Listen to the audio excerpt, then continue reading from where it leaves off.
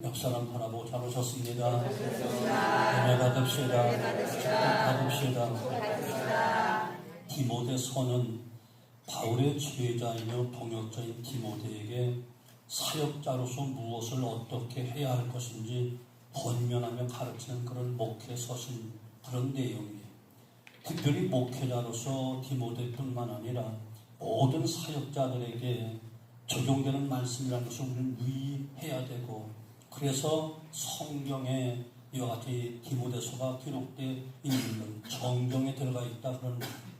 오늘 교회 지도자 곧 감독의 자질에 대해서 말씀하고 있어요. 첫 시간에는 남자 사역자들, 지난주에는 여자 사역자들 위해서 말씀을 주셨는데, 오늘은 교회 감독들의 자질에 대해서 이야기합니다. 감독이란 오늘날로 말하면 장로를 이야기하는데, 감독이란 말은 양무리를 감독하고 다스리고 돌본다는 의미에서 그렇게 불렀고, 장로라는 말은 교회에서 모든 사람이 존경받을 만한 어른이다 하는 그런 의미에서 그렇게 불렀다고 보시면 됩니다. 그런데 오늘날 교회에서는 두 부류의 장로로 나누어져요. 목사와 장로인데, 교회 대표인 목사를 장로라고 하고, 또 교인의 대표인 장로님들을 장로라고 이야기합니다. 근데 목회자들은 목사라고 부르는 것은, 목사는 설교와 치리를 하는 권한을 받았기 때문입니다. 그래서 우리가 교회에서 일반적으로 부르는 장로는 치리만 할 수 있는 권한을 가지고 있는 오늘날 장로님들을 이야기하는 거예요. 이런 점에서 좀 달라요. 목사는 장로는 장로지만 어떻게 가르치면서 치리할 수 있는 그런 권한을 가지고 있고, 목회하면서 장로님들은 일반 성도들을 치리할 수 있는 그런 존경받는 분들을 장로라고 이렇게 이야기하는 거예요. 여하튼 장로는 교회 지도자이고, 교회 지도자로서 성도를 돌보고 다스리고 세워가는 아주 중요한 역할을 하는 분들이, 이런 역할을 해야 하는 사람들은 지도자로서 자격을 갖춰야 된다 그런 이야기예요. 아울러 또 교회는 이런 사람 지도자로 세워야 한다 그런 이야기입니다. 그냥 함부로 세우지 말고 정말 자격을 갖춘 분들을 잘 선별해서, 물론 교회에서 공동의회를 통해서 세우기도 하지만, 여하튼 온 교회는 이런 분들을 존경하는 마음으로 지도자로 잘 세워야만 교회가 견고하게 세워질 수 있기 때문에 그래요. 그러나 그렇게 기준을 가지고 분별하고 세워야 하는 것은 해야 되는데, 당시 예배소 교회를 목회하고 있던 디모데에게는 어려운 일이었어요. 나이도 어렸고 또 처음 목회를 하기 때문에 각 사람 믿음도 살펴보아야 되고, 인격도 살펴보아야 되고, 삶의 모습도 다 보아야 하는데, 그때까지만 해도 정확한 기준이 그때는 없었어요. 그 사도 바울은 디모데에게, 믿음의 아들이요 동역자 디모데에게 감독의 자질에 대해 구체적으로 언급하면서 이러한 사람을 세울 것에 대해서 권면하고 있는 거예요. 이것은 오늘 이 시대의 교회에도 그대로 적용되고 있는, 이처럼 감독자를 세우는 원칙으로 지금 여기고 있는 아주 중요한 말씀입니다. 자, 먼저 모든 사람들이 사모할 일이다 이렇게 이야기해요. 그 1절 말씀, 이쁘다 이 말이요. 그 사람이 감독의 직분을 얻으리 하면 선한 일을 사모하는 것이라 하미로다. 이 감독에는 모든 사람들이 사모해 볼 만한 귀한 직분이라는 거예요. 아멘. 감독의 직분을 얻는 것에 대해서 선한 일을 사모하는 것이다 이렇게 이야기해요. 이 자리는 명예와 권위와 세상 힘이 아니고 선한 일을 하는 거예요. 선한 일을 하는 직분이라는 거예요. 그 선한 일이 무엇인가? 가장 선하신 하나님 영광을 위해서 하는 삶이요 일이기 때문에 선한 일이다. 아멘. 아멘. 그래서 모든 사람이 그 일을, 그 직분을 사모해야 할 만한 그런 가치가 있는 것이다 이렇게 말씀하는 거예요. 나의 욕심을 세우거나 나의 야망을 채우기 위한 자리가 결코 아니고 오직 나의 헌신을 통하여 하나님의 뜻을 이루고 하나님 기쁘시게 하며 하나님의 그 독생자를 예수의 그 피로 세우신 몸된 교회를 잘 지키고 이끌어가는 선한 일이다. 모든 것이 하나님께 영광이 돌아가도록 하는 것. 그래서 성도들보다 항상 먼저 앞장서서 선한 본을 보이는 고귀한 직분이기 때문에 모두가 사모할 만한 것이다. 우리 장로는 귀라는 거예요. 장로들 귀라는 거라는데 기분 나쁜 거 왜 아무 소리가 안 나죠? 근데 오늘날 많은 사람들이 교회에서 장로 되기를 혹은 목사 되기를 희망하는 사람들 많습니다. 어느 교회는 장로가 되기 위해서 치열한 경쟁을 벌이기도 해요. 세상에서 선거전을 치르듯이 자기들을 알리려고 하고 심지어 상대방을 비방하거나 좋지 않은 소문을 퍼뜨리기도 해요. 제가 신학교 다니면서 큰 교회 나는 신학교 1학년 때 벌써 개척을 하려고 했다니까. 하여튼 무식하고 용감하다고 열정만 있어가지고 신학교 들어가자마자 그냥 개척하려고 했더니만 하나님께서 너는 아직 자격이 안 돼 해가지고 부러진 30cm 차를 그냥 딱 환상 중에 보여주시더니 이게 뭡니까 모르겠. 너는 자격 기다리라. 아직 때가 안 됐어. 아 그렇습니까? 알겠습니다. 해놓고는 한 2년 반 동안 큰 교회들을 내가 개척하면 저런 목사님들을 어떻게 설교하는가 그걸 배우려고 하는데 큰 교회들 가니까 서울 대교회예요. 장로님들 이제 투표를 한다고 하더라고요. 국회의원들 그 홍보물처럼 쫙 사진이 붙어 있어. 경력이 쫙 붙어 있고 한 20몇 명이 쫙 붙어 있는데 대단하더라고. 국회의원 선거는 저리 가더라고. 한 달 정도 계속 붙여요. 그게 예배가 한 뭐 새벽부터 한 오후 3시까지 7부까지 있는데 매 시간에는 마지막 투표를 다 하는 거야. 사전 투표하는 거 똑같이 미리 하고 하루에 다 새벽부터 다 새벽 기도부터 나와서 투표 다른 사람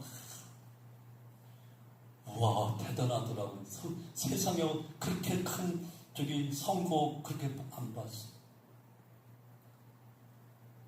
장로의 직분을 무슨 의도에서 지금 직분을 얻기를 원하는지 어떤 것을 어떤 분은 가만히 보면 도대체 자격이 내가 봐도 안 될 것 같은 그런 분인데 이해할 수 없는 분들이 거기에 또 나오기도 하고 이해할 수 없는 일들이 있어서 매일 한 달 정도 하니까 그냥 명함 보내면서 명함 보니까 뭐 사회적으로 뻑적지근해. 뭐 국회의원, 판사, 주로 그런 사람들이죠. 야, 그래서 대교회는 대교회다 그랬어. 여하튼 장로의 직분은 선한 일을 사모하는 자리예요. 자기 이름을 내는 것이 아니에요. 자기 사업을 위해서 홍보하는 것도 아니에요. 자기 명예직도 아니에요.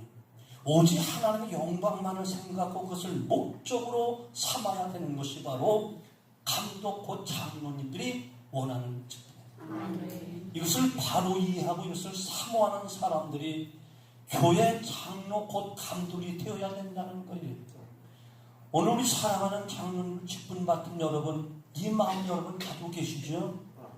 장로가 되기 원하는 혹시 여러분 나도 앞으로 장로가 될 거야, 장로가 되고 싶어 혹시 그런 뜻을 가지고 있다면 여러분은 분명히 이해하고 목적을 위해서 여러분 사모하는 마음을 가지고 기도해야 되는 거예요. 이것을 분명히 해야 되는 거예요. 모든 사람이 사모해야 될 만한 아름다운 선한 일이야. 왜? 하나님의 영광을 위해서, 주의 몸된 교회를 위해서 성도들보다 항상 앞장서서 봉사하고 선한 일을 하여 모두가 나를 따라가 할 수 있는 교인의 대표가 바로 장로입니다. 두 번째, 감독의 자격을 갖춰야 돼요. 오늘날로 말하면 장로의 자격을 갖춰야 돼요. 선한 마음을 가졌다고 다 감독이 될 수 있는 것은 아니에요. 이제는 자질이 되어야 돼. 자격을 갖춰야 되는데 2절부터 7절까지 쫙 열거하고 있어요.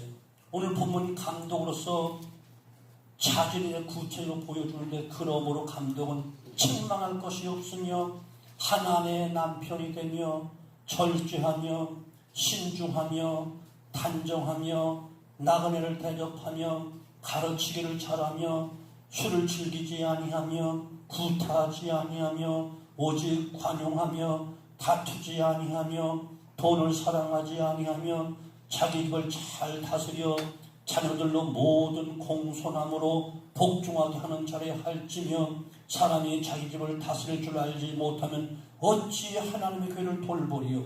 새로 입교한 자도 말지니 교만하여서 마귀에 정죄하는 그 정죄에 빠질까 하며, 또한 외인에게서도 선한 증거를 얻은 자리에 할지니 비방과 마귀의 올무에 빠질까 염려하라. 여러 가지 아주 구체적인 조건들이 있어요. 그런데 이것을 다 따지기보다는 이 자질을 크게 나누면 소극적인 면과 적극적인 면으로 나눌 수가 있어. 먼저 소극적인 면의 자질은 이처럼 감독의 자질, 첫째, 책망할 것이 없어야 된다는 거예요. 곧 흠잡힐 만한 것이 없어야 된다는 거예요. 물론 모든 사람이 다 흠은 다 있습니다. 한 사람 한 사람의 과거를 들춰보면 다 크고 작은 문제 다 있습니다. 털면 먼지 안 날 사람 없습니다. 얼마 전 40대 총리 후보가 국회에서 청문회를 통해 자질 검증받다가 후보 사퇴를 미리 했어요. 40대 총리에 대한 신선함에 대해서 여론도 있었지만 자질을 따져보니 너무너무 부적합한 거예요. 그 야당도 물론이고 심지어는 여당조차 고개를 흔들었어요. 지금 아무리 내가 잘하겠다, 제대로 하겠다, 아무리 큰 소리 치보고 아무리 공약을 내서 보아도 과거가 온전하지 못하면 사람들에게 예면을 당하도록 돼 있어요.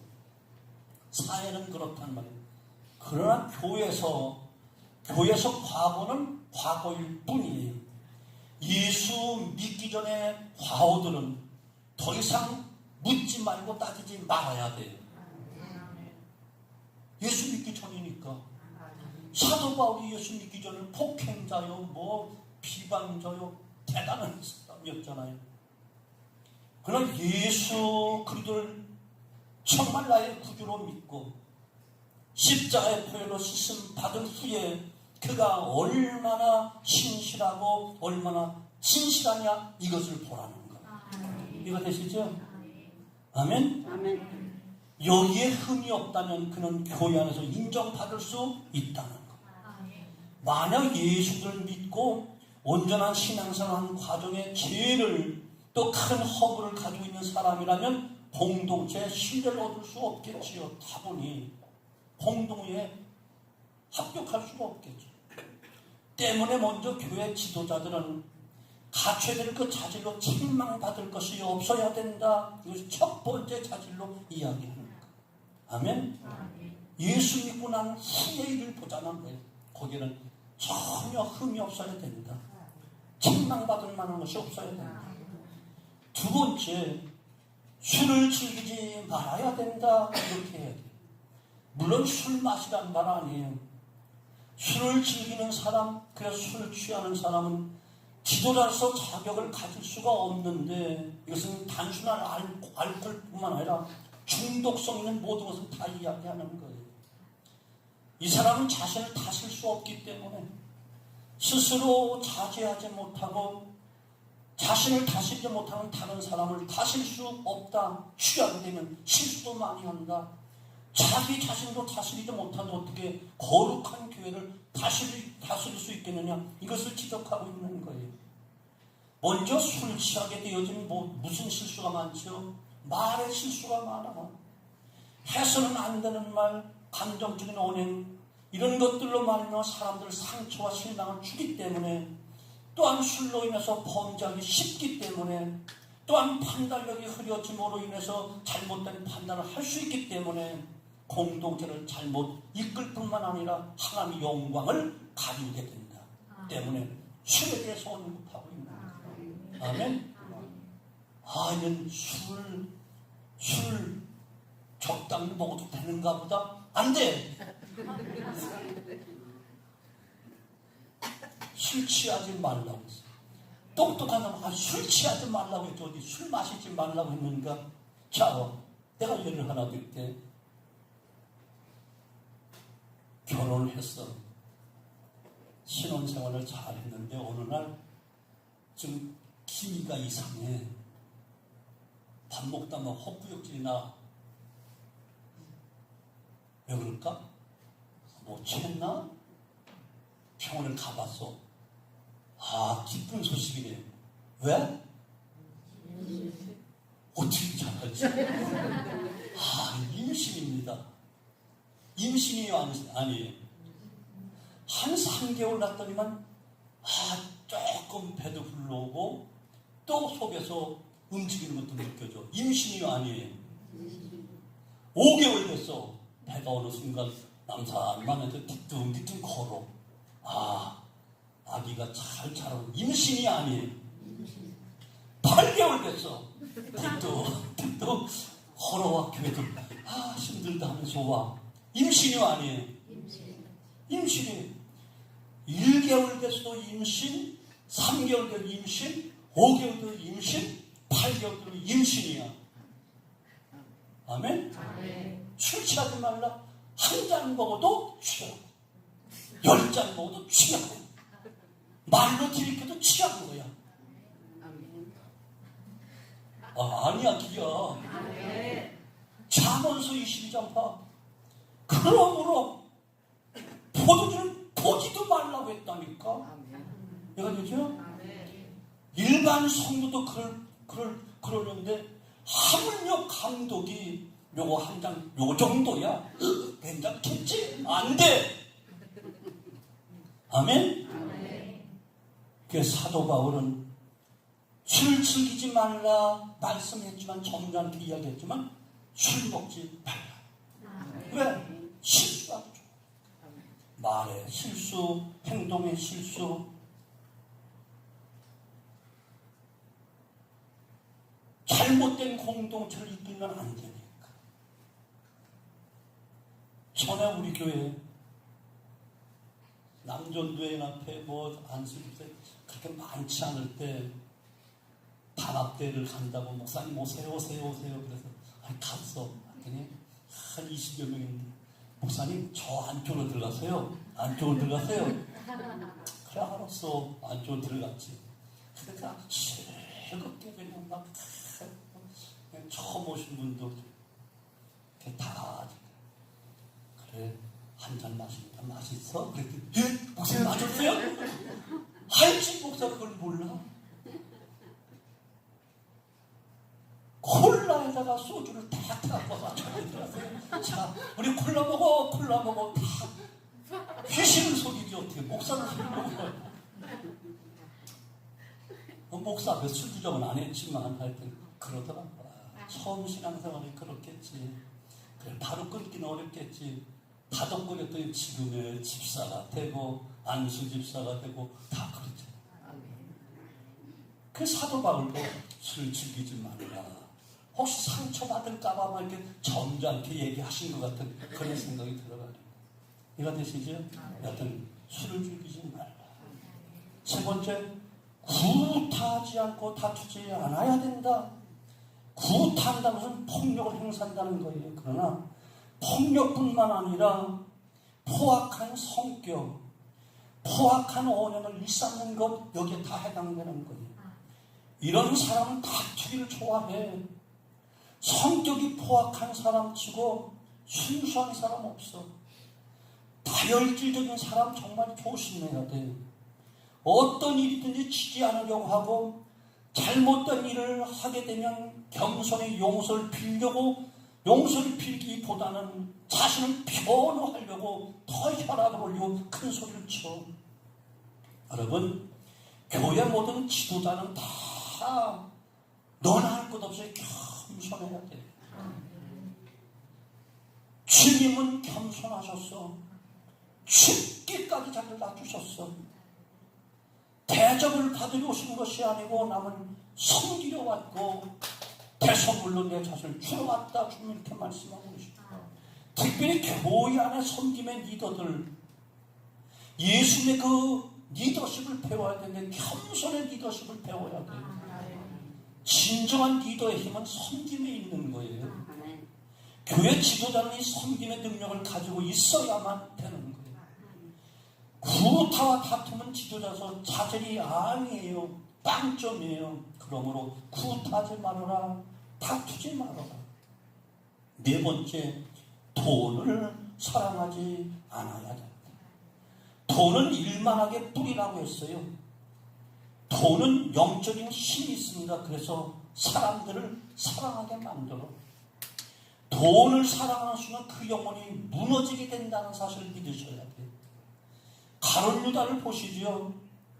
예수님의 제자들로서, 제자 중에 한 사람으로서 모든 재정을 맡아 감독하고 관리했던 사람이에요. 그런데 돈을 사랑한 나머지 그토록 사랑하는 그 예수님은 30년에 바로 넘기잖아요. 초대교회 성령 충만했던 아간과 아나니아와 삽비라는 돈의 욕심이 들어와서 그만 성령을 속이다가 하루아침에 두 부부가 직사해 버리잖아요. 가나안 땅 여리고성을 함락시켰던 아간도 놀라운 승리자로 여리고성에 들어갔지만 그만 돈의 욕심이 생겨서 은덩어리 금덩어리 외투 감췄다가 그만 돌무더기에 다 들어가 후손까지 다 죽잖아요. 교회 지도자들은 특별히 돈을 만질 수 있는 기회가 많습니다. 그런데 지도자가 돈에 묶이고 돈에 매일 때 불행한 일이 너무너무 많이 일어나요. 자신뿐만 아니라 교회까지 어렵게 만들고 자녀손까지 전부 다 망하게 만들어요. 때문에 돈을 사랑해서는 안 된다 이야기하고 있어요. 저는 많은 소문들 얘기 듣습니다. 교회 건축하는 건축위원장 장로가 돈 때문에 도망갔다는 등 사기쳤다는 등 피해해. 다 교회 감독들이잖아요. 교회 건축 정도 하려고 하면은 평신도가 안 하잖아요.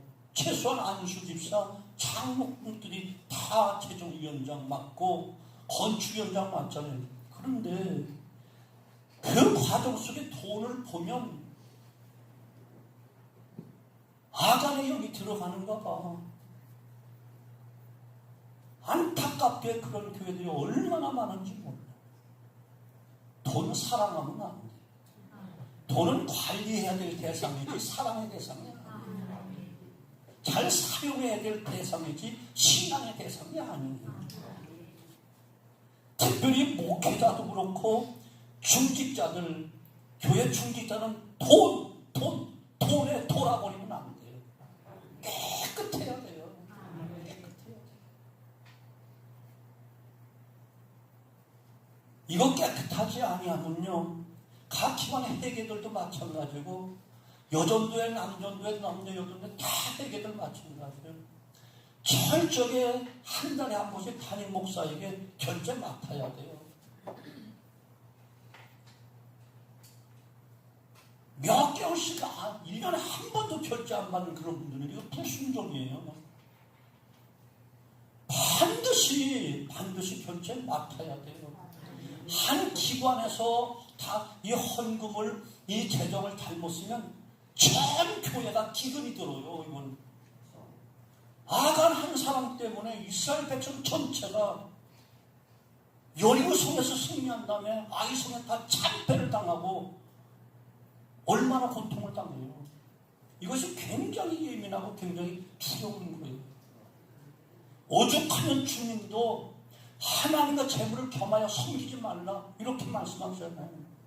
주님보다 돈을 더 사랑하니까 함부로 돈을, 거룩한 성물을 자기 마음대로 내 것 주는 양 착각하지 말라니까요.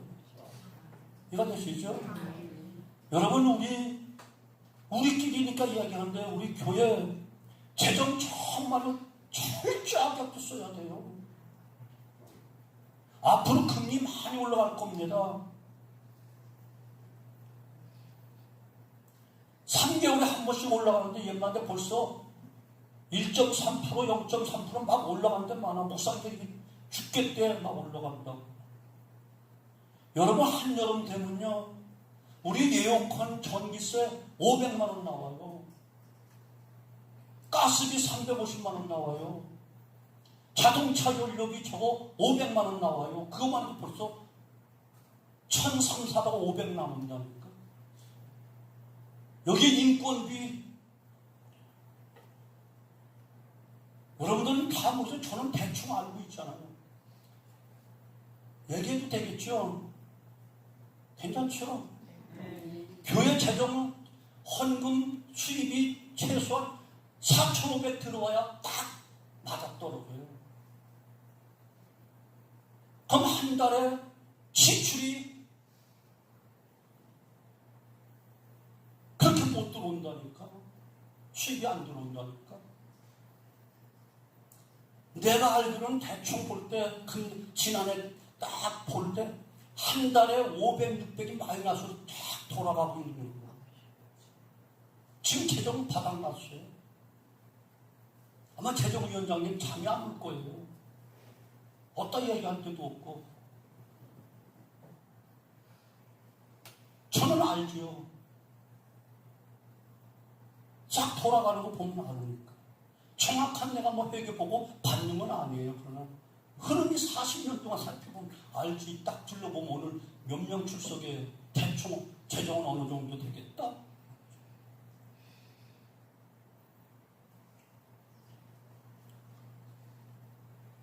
왜 이렇게 조용해졌죠? 삶이 확 깨죠? 중직들이 아껴주지 않아요. 선풍기 다 여러분 더우니까 키야 되겠지만 혼자 있을 때, 둘이 있을 때 몇 명은 선풍기 정도만 키면 돼요. 최소한 5명 이상 있을 때 에어컨 키는 운동 해야 되고 철저히 절전절수 해야 된다니까. 이게 교회 사랑하는 거예요. 이거 되시죠? 내가 헌금 뭐 수백만 원씩 수천원 모자라면 내가 채울 수 있다라고 하면 해도 돼. 이것도 아니면서 이것도 안 하면 어떡하란 얘기예요 도대체. 이거 되시죠? 5번째, 새로 입교하지 않은 자야 됩니다. 새로 입교했다는 것은 이제 교회 공동체에 들어온 지 얼마 되지 않은 분들을 이야기하는 거예요. 그 신앙생활 시작한 지 얼마 안 된 분들 이야기하는 거예요. 이러한 사람들은 세상적인 방법은 혹시 몰라도 신앙적인 원리는 모르잖아요. 때문에 교만해진다니까. 주님의 몸된 교회를 겸손하고 섬겨야 되는데 세상 방법으로 통치하고 다스리려고 하기 때문에 세속화되는 거예요. 그리고 교회를 세상적으로 이끌어갈 수 있기 때문에 이런 사람 교회 지도자 같으면 큰일 난다니까.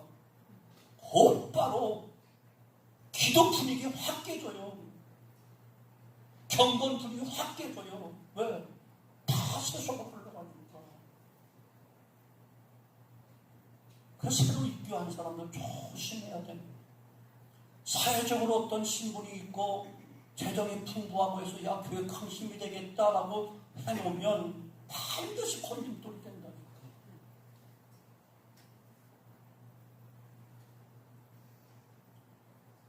뭐 다 아는 이야기는 다시 이야기한다면 제가 다른 건 다 못했는데 한 가지 내 기억이 잘한 거 하나 있어요. 오늘 이사를 가는 여기가 교육관 짓고 2004년도에 교회를 졌거든요. 그때부터 살았었더니 26년, 22년 된 거예요.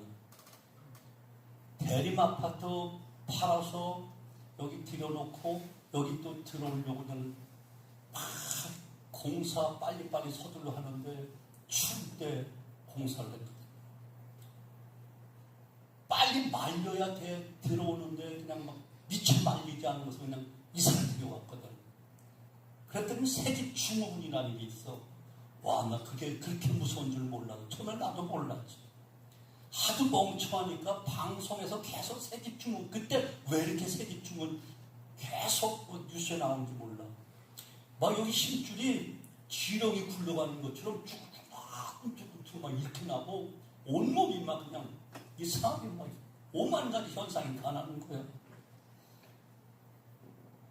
사모하고 우리 둘이 저 유아실로 밤에 싸가지고 갔다가 새벽 기도 끝나면 또 내려오고, 아니면 또 뭐 선교원 치료 또 갔다가 또 처리하고, 교인들한테 미안해 할까봐, 죄송해 할까봐 몇 달 동안 고생했어. 도저히 안 돼가지고 원룸을 빌려가지고 2달 동안 살았다니까. 그때 안수 집사님 한 분이 계셨어요. 이름 되면 다 아는데, 목사님 큰일 납니다. 새집 주문이 보통 일이 아닙니다. 5천만 원 드릴게, 빨리 전세방 하나 얻으세요. 너무너무 고맙잖아. 5천만 원 그래도 웬만한 그냥 작은 아파트든지 빌라는 빌릴 수 있어. 세를 들어갈 수 있습니다. 그런데 한만 기도해봐도 나한테는 편안하고 가족을 살리는 길 같은데 아닌 것 같아. 만약 그 돈을 받아놓으면, 만약에 재직회를 하든지 무슨 일 할 때 그 집사님이 목사님 생각보다 이것은 어떤가요? 그러면 틀림없이 그쪽을 내가 선택할 것 같아. 다른 분들이 아무리 좋은 의견을 해도 이쪽 분, 그분이 그거보다 이것이 낫습니다. 그쪽에 흘러갈 것 같아. 난 돈에 약해서. 그래서 정중하게 사양해. 너무너무 고맙고 감사하지만 저는 받을 수가 없어요. 그냥 드린다는데 왜 그래요? 그냥 드린다고 하기 때문에 또 그래요. 차라리 교회가 헌금을 해서 교회에서 해준다면 괜찮겠는데 직접 준다는 게 최고. 그 얼마 안 있다가 떠나셨죠. 섭섭했는지 아니면 다른 문제가 있었는지 몰라요. 지금 생각해도 잘했죠? 지금까지 살았으니까. 여러분, 정말 조심해요.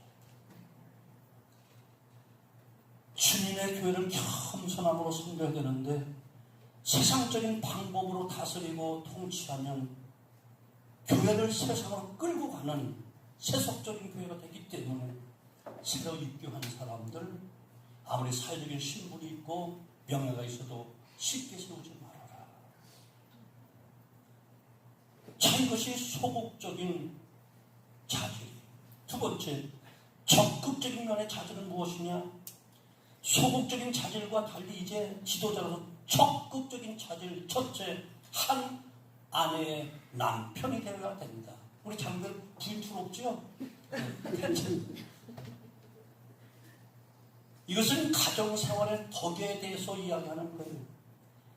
가정에서 바로 서지 못한 사람은 가정 밖에도 바로 설 수 없다는 거예요. 그래서 우리나라 옛말에 집에서 새는 바가지 나가서 안 될 리 없다, 이렇게 이야기하잖아요.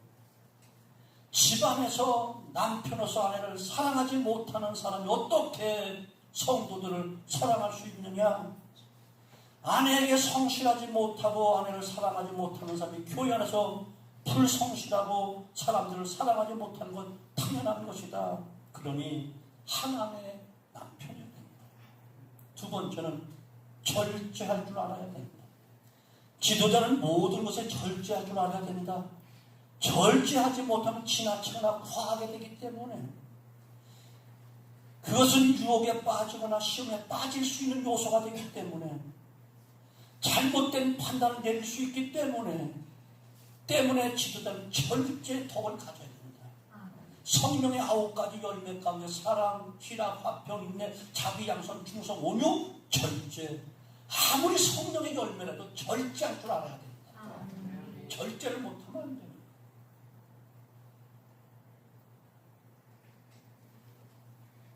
세 번째, 근심과 아담함인데, 근심이란 말은 내적인 마음의 태도를 의미하고, 아담함이라는 말은 자신의 처한 상황과 외적 환경을 다스릴 수 있는 질서 있는 태도를 이야기하는 거예요. 이런 내적인 태도가 없으면 교회를 바르게 세우고 다스릴 수 없다는 거예요. 자기를 다스리지 못하고 질서를 세우지 못하는 사람이 어떻게 다른 사람을 다스리고 세워갈 수 있겠느냐 때문에 지도자는 이것을 가져야 된다 이렇게 이야기합니다.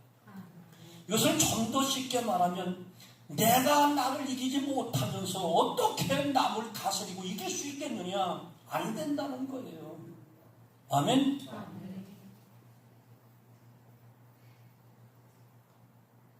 자신의 전 상황과 예적 상황을 잘 다스릴 수 있어야 돼요.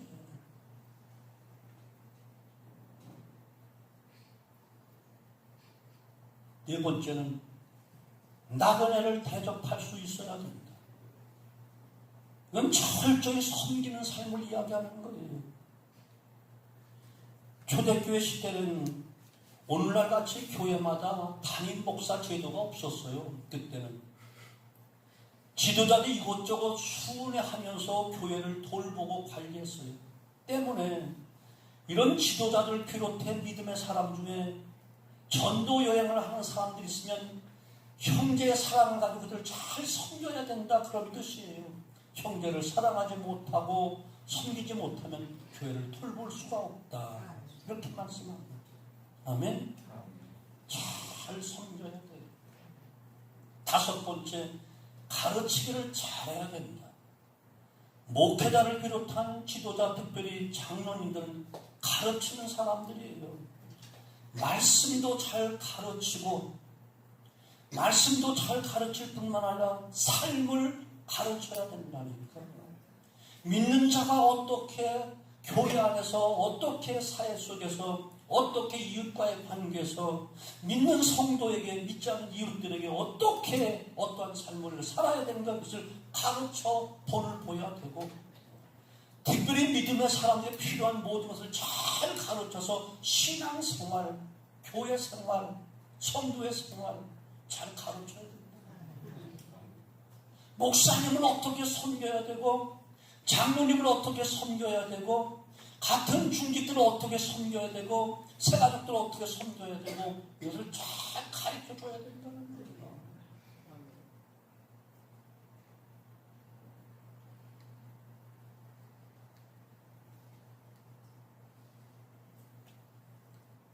우리 교회가 연세가 많이 있으신 분들은 전에 주로 여성도들 대신방을 하거나 개인 신방을 하거나 하면 전에 연세가 높았던 권사님이 잘 가르쳐줬다니까.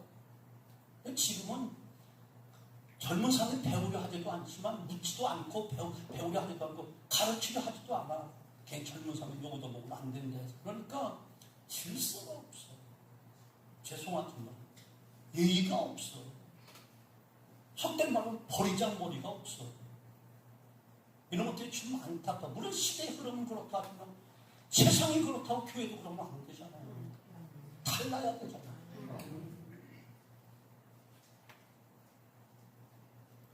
때문에 교회 중직자는 가르치를 잘해야 됩니다. 성경은 목사님이 가르치겠지. 물론 목사님도 말씀도 가르치지만 삶도 가르쳐야 되고 교회 안에 생활도 가르쳐줘야 되고 믿지 않는 사람들과 믿는 사람들과 다 가르쳐야 되는데 특별히 연세가 있으신 장로님들 또 오래된 중직자들 이것을 잘 가르쳐줘야 새로운 신진들이 어린아이들이 청년들이 새가족들이 제대로 배우잖아요. 아멘? 아멘. 무조건 내가 다분연에 가만히 두고 방치하면 안 된다니까. 사랑하기 때문에 가르쳐야 된다니까. 여섯 번째는 관용이 있어야 된다. 관용이란 말은 남의 허물을 덮어주는 거예요. 남의 약점을 들추어내고 정죄하거나 비판한 사람들은 지도자가 될 수 없어. 만약 교회 안에서 이러한 일을 일삼게 되면 사람들은 실망과 낙심 가운데 빠지고 교회는 시험 들 수밖에 없어. 어리석은 사람의 특징은 남의 허물을 많이 이야기하고 자기 자랑을 많이 한다고 해요. 그리고 과거 지향적인 삶을 살아요. 그런 신앙생활을 그러나 지혜로운 사람은 남의 장점을 이야기하고 남의 허물을 덮어주는 사람이 지혜로운 사람, 바로 우리는 지혜로운 사람이 되어야 된다. 관용이 있는 사람은 지혜로운 사람이라는 거예요. 7번째는 자기 집을 잘 다스려야 된다. 자기 집을 잘 다스리지 못하는 사람은 교회를 바로 다스릴 수 없다는 거예요. 집에서 지도력을 발휘하지 못하는 사람은 공동체 안의 지도력을 발휘할 수가 없기 때문에 지도자는 자기 집을 잘 다스려야 되는 거예요. 아멘? 잘 다스려야 된다. 아멘. 4절 자기 집을 잘 다스려 자녀들로 모든 공손함으로 복종하게 하는 자리에 할지면 사람이 자기 집을 다스릴 줄 알지 못하면 어찌 하나님의 교회를 돌보리요. 잘 자녀들 다스려서 신앙생활을 잘하도록 가르치고 다스려야 됩니다. 8번째, 외인에게도 선한 증거를 얻어야 한다. 이것이 참으로 중요한 거예요. 외인이란 세상 사람들, 곧 불신자들 이야기하는데 믿음의 사람이 세상 사람들의 칭찬 듣지 못하거나 인정받지 못하면 하나님 영광 가리울 수밖에 없고 전도가 안 된다니까. 교회 리더가 세상 사람들의 선한 증거를 얻지 못하면 오히려 욕을 먹거나 손가락질 당한다면 교회가 무슨 혼이가 쓰겠어요. 여러분들은 잘 모르지만 저 목회하면서요,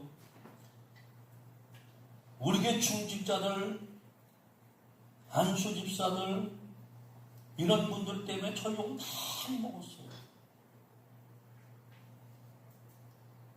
그거 커버해주고 막아주려고요 고생 많이 했어요. 멱살도 잡히고 개나리 쌍화탕 욕도 많이 얻어먹고 칼 갖고 쫓아오기도 하고 총으로 쏴 죽인다고도 하고 사시미 칼 뽑고 들어와 죽인다고 하기도 했고 뭐 별 사람들 다 했었어.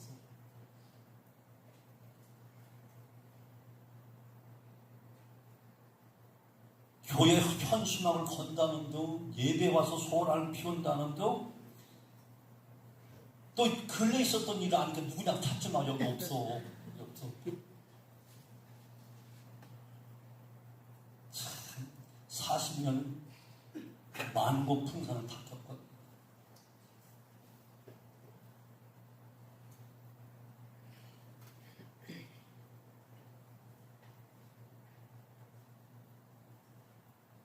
어떻게 믿음의 본을 보일 수 있을까? 이때 비방을 당하게 되고 마귀의 참수에 빠지게 된다는 거예요. 그래서 오늘 7절 비방과 마귀 올무에 빠질까 염려하라. 아멘. 우리의 싸움은 단순히 세상 사람들 믿지 않는 사람 싸움이 아니에요. 그 배후에 사단이 역사한다니까.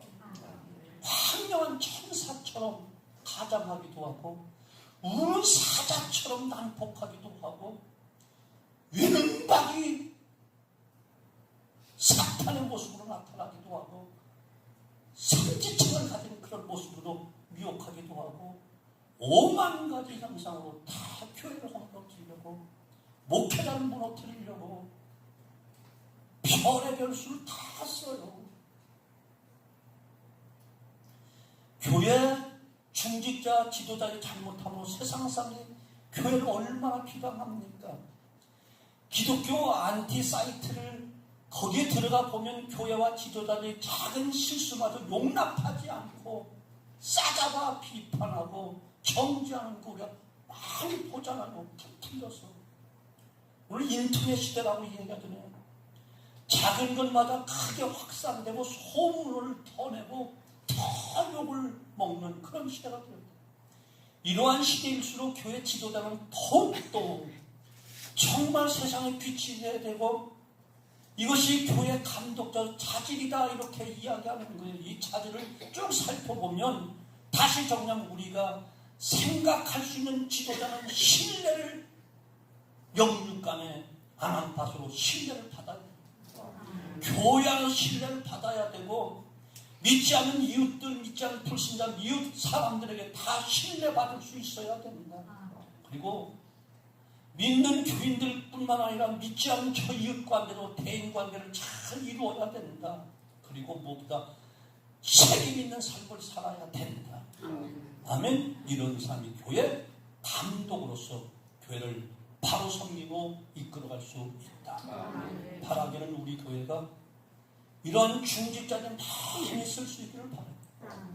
이미 우리 장로님 훌륭하신 분들, 인격적으로 훌륭하고 신앙적으로 훌륭한 것 너무너무 감사를 드리는데 아름다운 모습을 끝까지 가져가셔야 되고 다음 후배들을 길러내셔야 돼요. 오늘 나만 신앙생활 잘한다고 잘하는 게 아니야. 자손대까지 이끌어가야 되고 교회 후배들을 이끌어가서 좋은 리더를 계속 세워야 된다니까. 이것이 재생산이요, 이것이 새시대 새 일꾼 아니겠습니까? 내가 오직 하나님 영광에서 일하겠다, 그리고 그것을 위해서 준비하겠다, 이 마음을 가지고 더 자질을 쌓여서 훈련받고 교육받고 준비할 때 우리 모두 일을 감당할 수 있는 사람으로 성령 충만함 주시고 기름 부어 일꾼 삼아주실 줄로 의심 없이 믿습니다.